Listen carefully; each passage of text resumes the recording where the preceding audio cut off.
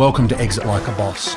I'm going to show you, having helped nearly 800 business owners work through a 21-step process to exit like a boss, how you can do it, what you need to know, the steps you need to take, and what's actually involved in you and your business being able to maximize value and successfully exit like a boss.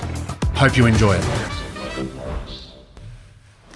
In this episode of Exit Like a Boss, we're going to talk about ownership mindset, a management model for helping our employees to do one key thing: think and act like a business owner. Now, just for a moment, imagine the impact if everybody that worked for you thought about the business the way you think about it. Sitting down at night watching telly and suddenly going, I have to follow up on so-and-so. I have to send that email. When they're in the office day to day or in the factory or in the workshop, they're actually thinking about the business as if it was their own. Now, that sounds like utopia. It's actually quite possible. And actually, employees really enjoy that. I don't think many employees wake up in the morning and think, I'm going to go to the office today and see what I can make a mess of. Nobody thinks or acts like that. Very few people anyway.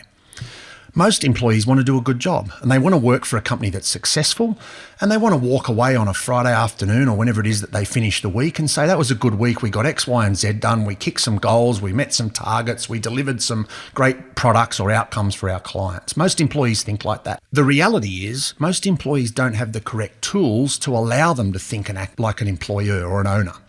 Why? Because when they first started out, they went into air conditioning because they're great at air conditioning, or they're an air conditioning mechanic and they know how to fix air conditioners. They probably know more about it than anyone, but that doesn't necessarily make them a good business owner. Now, that's true of owners, but it's also true of our employees. As I said, no one's really thinking about how to do a bad job, but perhaps we have to give them the tools. Now, the tools that we use as part of this ownership mindset, and it's really an education program, a management program that we implement. The tools are a couple of things. Firstly, education is really important. We're going to assume we've got the right people in the business, that the people we've employed are the right people, they're there for the right reasons, we've got them in the right jobs. Now, that's a whole separate discussion, but let's assume we've got that in place. The second thing is we then need to educate them. What are the key things that make your job and this business successful? So in a professional services firm, educating people about billable percentages, time-based billing, working on a job for a client, recording that time and charging for that time. The ratio of billable versus non-billable hours is absolutely critical for success in professional services. Teaching people when they go and maintain air conditioners, what are the key components that make that job successful? How do we actually make money? How does the business become more successful? Is actually really what this is about. So teaching employees those key metrics. Now, we teach things like, look at leading indicators. Don't worry about the history. Don't worry about looking at last year's P&L or last month's P&L. Even if you've got the best bookkeeper in the world and it comes out 3 days after the end of the month, it's still old news.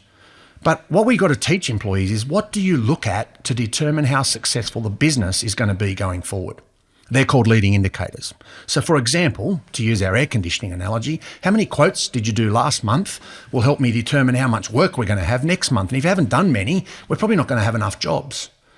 Or if you've done 3 times as many as normal because summer's coming on and everyone's getting their air conditioner fixed, maybe we better find someone to help do the work to make sure we're not way behind and customers are complaining about turnaround times. The other things that are important then is just treating the business like your own and understanding financially what happens within a business.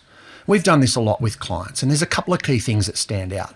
The first thing is your employees, in a larger business certainly, your employees know more about the business than you do. They know more about your customers, they know more about what's happening in the warehouse or the factory or on site than you do, because you can't be everywhere and see everything every day. So the first part is talking to your employees and understanding what they know in the business. We run an exercise as part of this program where we simply ask employees, where are we wasting money? Where are we operating inefficiently or spending too much or throwing money away?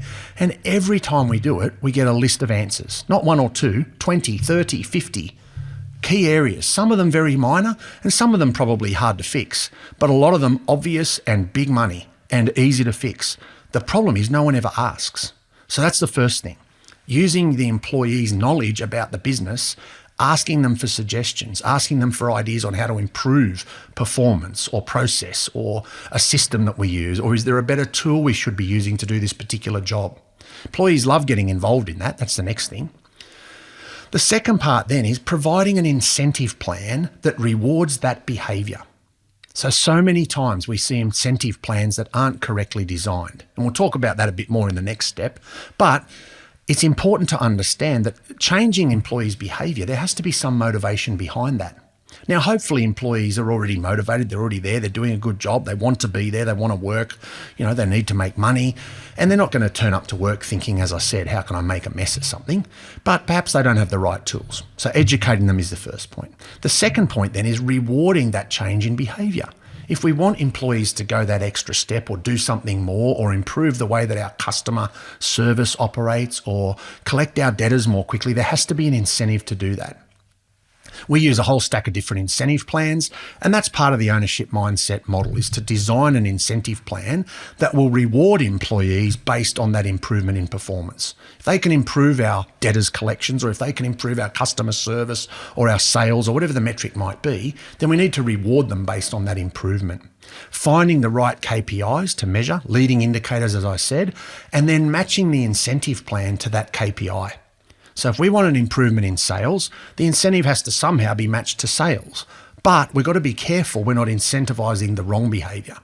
So perhaps sales commissions are not the answer, because sometimes that leads to discounting. It even leads to our salespeople competing with each other, which is not what we want or need as a business. So just designing the incentive plan carefully to reward the behavioural change we're looking for so that your employees can think and act like a business owner. In summary, get the right people, get them in the right jobs. Educate them and train them about how the business works. I'm not training them to be a better air conditioning mechanic. I don't know anything about that. I'm training them to be a better business owner, even if they're just an employee. And just an employee has to change. They're no longer just an employee. They're an employee that deals with our customers, knows our product, knows what we do, and knows a lot about our business. So asking them, how do we improve? How do we fine tune? Where are we wasting money? What can we do better? You will find not only have they got lots of good ideas and can contribute information you don't know or have, but secondly, they love being involved. Employee engagement's a big issue.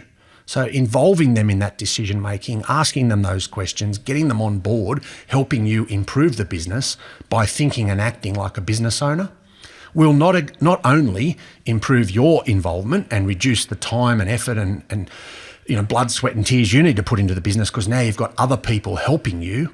It will also make the business more valuable and therefore help you exit like a boss.